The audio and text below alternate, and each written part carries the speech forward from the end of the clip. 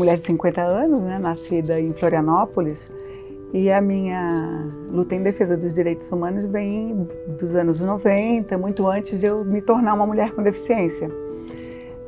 Então, trabalhava já pela erradicação do trabalho infantil, depois atuei no movimento sindical, muito com a pauta de combate ao assédio moral e sexual nas relações de trabalho. E fui, com 23 anos, me tornei professora de educação física na rede pública municipal em Florianópolis. E nessa agenda também já atuava com educação inclusiva, e ainda sem ter uma deficiência. Mas essa atuação aí no serviço público, né, e na educação me deu a base para estar aqui hoje, né? Em 2003 eu sofri um acidente caseiro, e onde eu me vi na condição de mulher com deficiência usando cadeira de rodas. E daí eu tive que, né, em um certo momento, escolher a retomada de uma nova forma de profissionalização, porque a educação física escolar, né, ainda era uma condição muito difícil de eu atuar estando na cadeira de rodas dentro do contexto social que eu vivia, né, com 10 turmas, né, e ensino fundamental. Eu preferi vir para Brasília, estudei para concurso, isso foi em 2009, e sou servidora de carreira, sou técnica em assuntos educacionais da ENAP, da Escola Nacional de Administração Pública. Então eu continuei na educação, mas na educação de adultos, servidores públicos. E essa atuação no movimento de defesa de direitos humanos continuou. E continuou na construção aí também, desde o sindicalismo, defendendo a política de cotas no serviço, né, tanto no serviço público quanto no trabalho em geral, e também como uma militante feminista, né, uma das fundadoras da Frente Nacional de Mulheres com Deficiência. Então essa atuação acabou levando, né, a minha condição hoje de secretária nacional dos direitos da pessoa com deficiência.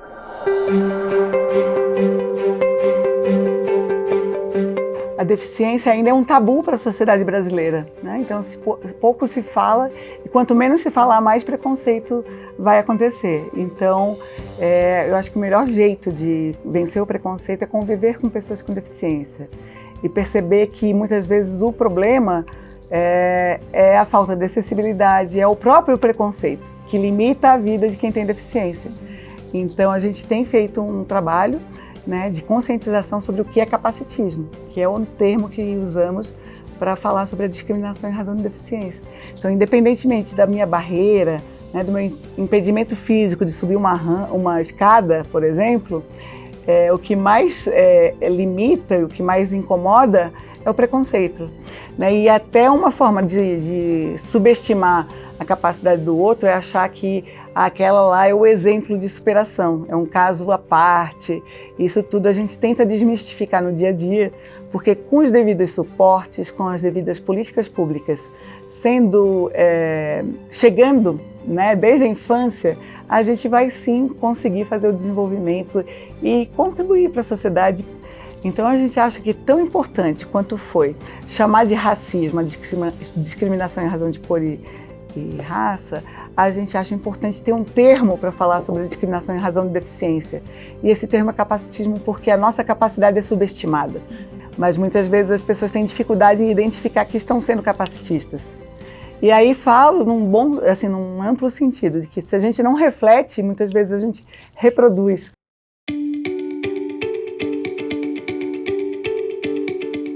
Né? Então a reserva de vagas para pessoa com deficiência existe já há décadas, e ela ainda não tem, a gestão ainda precisa evoluir, capacitando servidores públicos, gestores públicos, para saber fazer a devida adequação, né? Reconhecer que um recurso de acessibilidade é uma ferramenta para o exercício de outros direitos, que um local de trabalho acessível, ele é bom para todo mundo. Ele evita o acidente de trabalho para qualquer pessoa, ele permite maior autonomia e desempenho profissional de qualquer pessoa. Então isso é muito importante, né?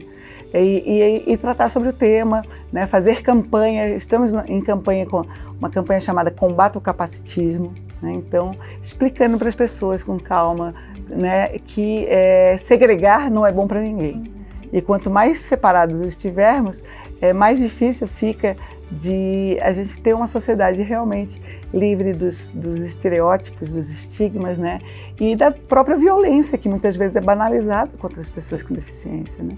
Então, as instituições todas, públicas ou privadas, as organizações, aprendem muito com a diversidade, e isso é muito importante, né? E quando a gente tem, então, essa quebra aí, né? Então, a gente diz que a convivência é a chave da inclusão. Então, assim, muitas vezes o empregador acha que vai precisar uma condição ótima de acessibilidade para depois, então, chamar quem tem deficiência. Quando, na verdade, muitas vezes, trazer uma pessoa com deficiência para trabalhar, ela acaba sendo o motor da mudança, né? Um motor que vai impulsionar a acessibilidade em amplo sentido, né?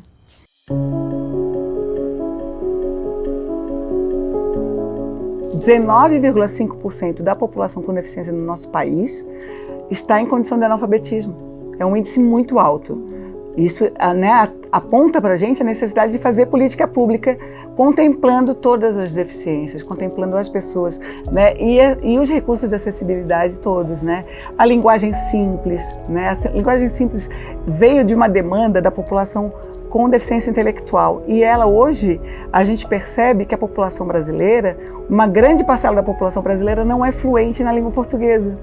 Não consegue conceber um texto muito rebuscado, muito complexo.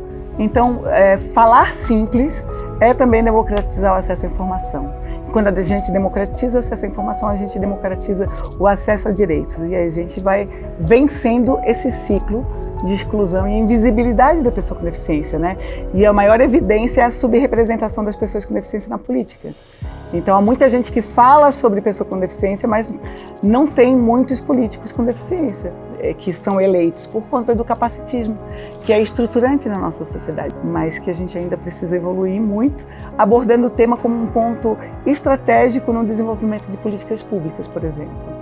Porque se nós não reconhecermos a deficiência como uma variável importante, quando vamos implementar uma política pública, nós vamos continuar segregando, inviabilizando a vida de muitas pessoas. E isso tudo, né, torna o capacitismo um problema social e não a deficiência. Porque se a gente vivesse numa sociedade que entendesse, né, essa diversidade toda, que nós fazemos parte dessa diversidade, a gente não viveria, né, se sobrecarregando, né, por conta dessa, né, até a própria carga mental de quem tem deficiência, ela é pesada por conta desse capacitismo todo.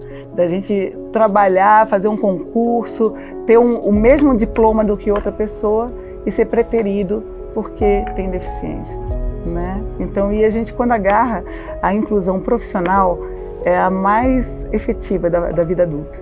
Porque todo mundo quer ter poder dizer com orgulho, eu contribuo para a minha sociedade.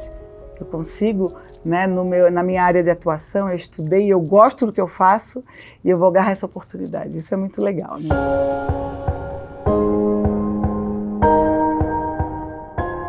Então, a gente está trabalhando com todas as políticas públicas, dialogando com todos os ministérios na construção do novo Plano Viver Sem Limite, um plano de promoção dos direitos da pessoa com deficiência, né, onde a gente vai pensar em políticas públicas acessíveis, inclusivas para toda essa população, reconhecendo essa diversidade, né, que a população ribeirinha requer alguns recursos de acessibilidade diferentes da população quilombola, da população que vive na periferia, que vive na favela, que a gente precisa perceber que muitas pessoas com deficiência ainda estão desoladas de qualquer serviço público e ainda elas próprias acabam reproduzindo o capacitismo porque foram tratadas o tempo todo e muitas vezes desde que nasceram como subestimadas na sua capacidade, né? Então o que me dói muito é a gente ver, né, desde criança uma pessoa ser atacada na sua autoestima, né? Isso é o que a gente quer mudar, alterar essa cultura política do brasileiro, da brasileira. Não é só no país, é em todo mundo, né? Então por isso a gente se junta aí uma campanha grande né, de entendendo que com os devidos suportes, esse suporte pode ser a acessibilidade arquitetônica, urbanística, nas comunicações, nas tecnologias.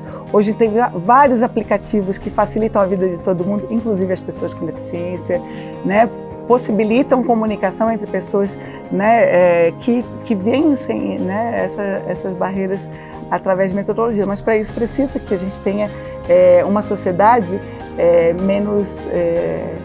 que oprima menos as pessoas, que as pessoas se sintam realmente integrantes dos territórios onde elas vivem, né? E que as cidades digam menos não para a gente. Isso significa desde uma rampinha, né, no final da faixa de pedestre, né, coisas básicas que ainda são invisibilizadas, né? E hoje a gente já tem legislação para tudo.